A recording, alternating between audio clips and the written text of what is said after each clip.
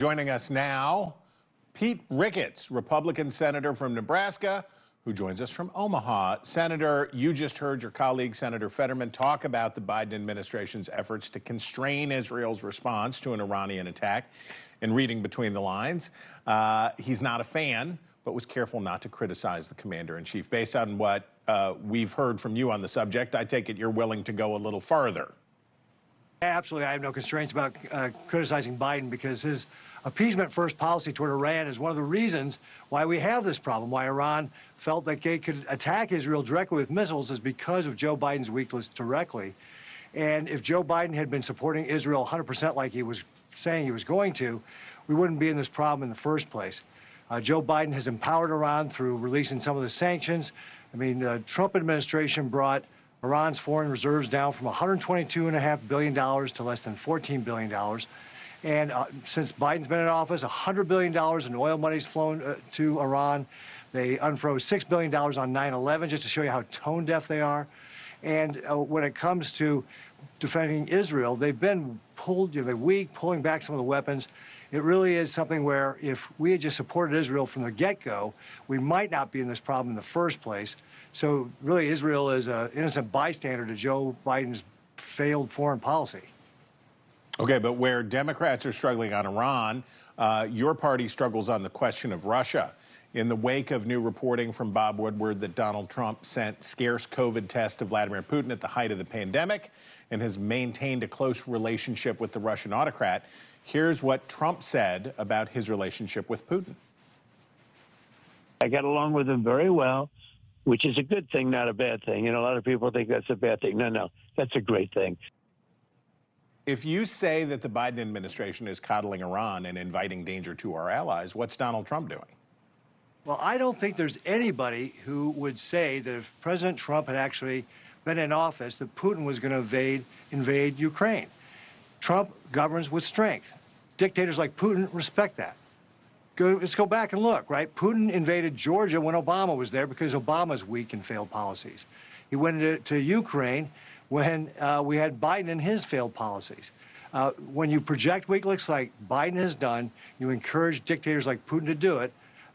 And we can see that with Iran as well, right? Again, we already commented on that. So I think that there's nobody who would say that if Trump had been in office, Putin was invading. Putin was not going to invade as long as Trump was there because he knows Trump would have given him a strong response that he would not have wanted to pay the price for. But don't you suppose that Putin figures that he would end up with a better deal in Ukraine if Trump wins than if Kamala Harris wins? I think Putin is afraid of a strong leader, and Trump is a strong leader. Trump will have strong responses to dictators around the world like Putin. So dictators should be very, very worried when Donald Trump is the next president. Okay, Nebraska is a very Republican state. Donald Trump won there by 25 points in 2016 and 19 points in 2020. But that doesn't mean it's a cakewalk for your party. House Republicans are sweating Congressman Don Bacon's seat in the 2nd Congressional District. But most surprisingly, your fellow Senator Deb Fischer is neck and neck with independent candidate Dan Osborne. We know the 2nd District tilts blue in presidential years, so that makes sense. But why is Deb Fischer having such a hard time putting this one away? Well, Nebraska has got a long history of being a populist state. And you can go look at our 3rd Congressional District and see when we have an open seat there. That's always a tough race as well, despite the fact that it's been overwhelmingly Republican voter registration for a long time. So, I mean, Adrian Smith in his first race had a tough race, in 2006. So, Nebraska's got that populist streak, and that's what, Deb Fischer's opponent's been trying to do is come off as this union guy, populist, ordinary guy. He's got slick ads. He's got a lot of Soros money behind him. He's outspending Deb on TV 2-to-1. But nobody should be fooled by this because he is just a Democrat, just like anybody else, right? Or at least his beliefs are, right? If you look at what he wants to do, he believes in amnesty for illegal immigrants. He's for men participating in women's sports and going to women's bathrooms. Regular working people don't think that's cool. He's for late-term abortion. So his policies are in line with the Democrats. And, of course, there's the old phrase, just follow the money. And all his money is coming from George Soros, from Act Blue. I was told he was out raising money in Hollywood. Hollywood doesn't typically do that for Republicans. So you've got a guy here who has got some slick ads, who's trying to sell a bill of goods here about being a populist.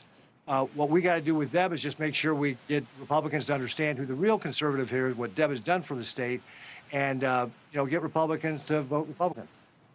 Thanks for watching. Go to joinnn.com to find NewsNation on your television provider, and don't forget to click the red subscribe button below to get more of NewsNation's fact-driven, unbiased coverage.